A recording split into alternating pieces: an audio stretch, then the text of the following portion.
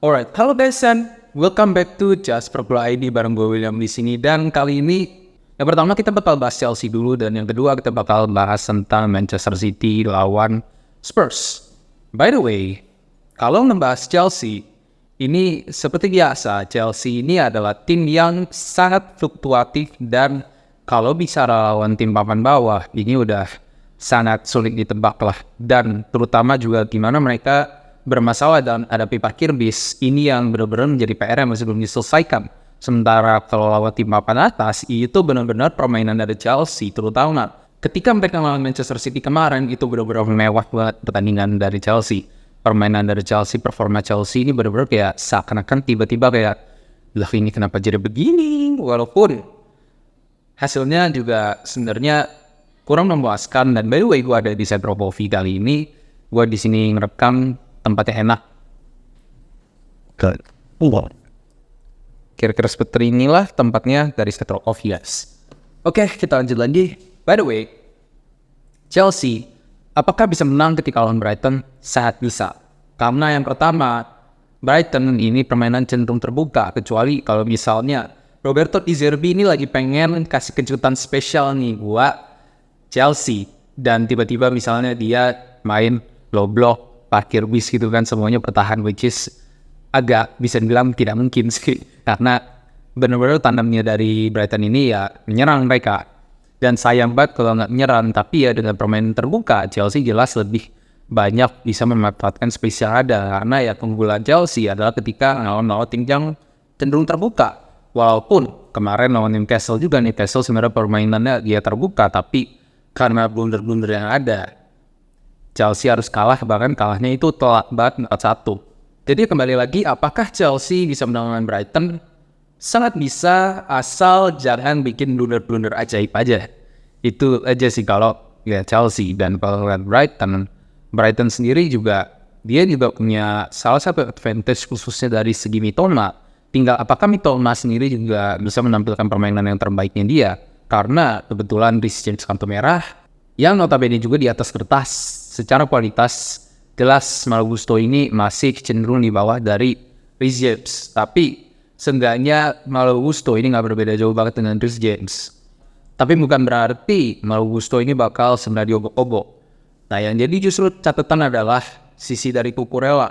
Tetapi karena Cucurella kali ini bakal dirotasi akibat kartu kuning, kemungkinan besar yang ditempatin di sisi kiri adalah Colwill, yang notabene adalah sebagai back tengah. Tapi dia udah beberapa kali bermain di back kiri, dan semoga permainan dari Colwill ini juga bisa menampilkan sebuah permainan yang menarik juga untuk Chelsea. Karena dia ini dari segi defensif lumayan, tapi kalau dari segi ofensif khususnya untuk left back kiri, ini masih belum begitu meyakinkan sih sebenarnya.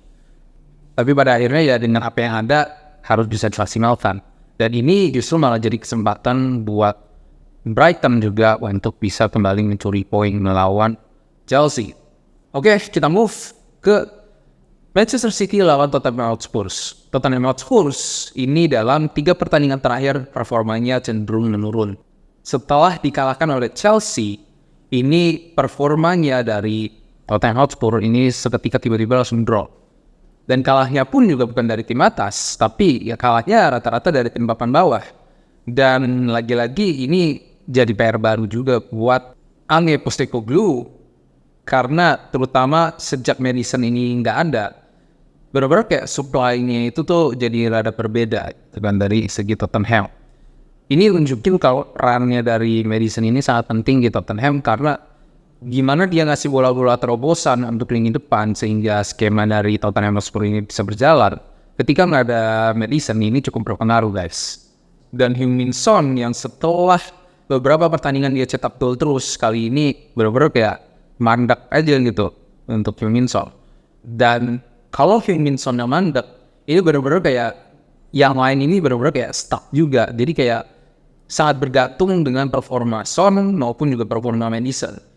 Dua pemain ini tuh sangat amat penting untuk keberlangsungan permainan dan juga keberlangsungan kemenangan dari Tottenham Hotspur. Walaupun pemain-pemain yang lain juga ikut andil, tapi performa yang bener-bener kayak bisa ngangkat dari Tottenham. Kalau sekalinya anjlok ini bener-bener kayak impact banget. Itu tuh ada di sisi dari Son dan Madison. Nah, sementara dari Manchester City kali ini juga punya kesempatan untuk menambah poin. Ditambah dengan Spurs juga yang lagi menurun, ini bisa jadi kesempatan besar banget. Tapi Manchester City juga nggak bisa menganggap remeh pastinya Tottenham. Kenapa? Karena Manchester City sendiri juga dalam beberapa pertandingan terakhir lawan Liverpool dan lawan Chelsea, mereka ini nggak mencetakkan kemenangan, mereka meraih hasil seri. Dan memang lawan tim besar sih, dan Tottenham juga salah satunya adalah tim termasuk tim Big Six. Jadi Manchester City juga tetap harus waspada karena mereka juga bisa kehilangan poin juga lawan Tottenham. Dan kalau melihat Tottenham, rasa-rasanya juga Tottenham kalau melawan Manchester City, ini bakal kesulitan untuk pegang bola. Walaupun siapa tahu Angge punya strategi lain untuk menghadapi dari Manchester City. Tapi untuk sejauh ini dengan pemain-pemain yang ada dari Tottenham, kayaknya Postecoglou ini bakal lebih nerapin formasi buat counter attack sih. Karena ngelihat dari kualitas pemain dan juga dengan keadaan yang ada, rasa-rasanya yang akan lebih diandalkan ini jelas dari segi counter attack. Jadi kita bakal lihat aja gimana Tottenham ini bisa melawan Manchester City yang sekarang juga butuh kemenangan. Ini benar-benar ya jadi titik warning buat Manchester City, terutama soal defense. Mereka pakai 3 back, tapi 3 back mereka ini sejauh ini walaupun dari sisi serangan oke, dari sisi defense ini juga cenderung gampang terbobol juga, terutama kalau dari segi-segi counter attack karena banyak space yang bisa dimanfaatkan dari counter attack pemain Tottenham. So itu aja guys, thank you for watching untuk kali ini. Kita ketemu lagi nanti setelah pertandingan antara Brighton dan Chelsea maupun Manchester City lawan Tottenham. Kita bakal bikin reviewnya. So, itu aja. Thank you for watching. Jangan lupa buat like, comment, dan subscribe. See ya. Ciao.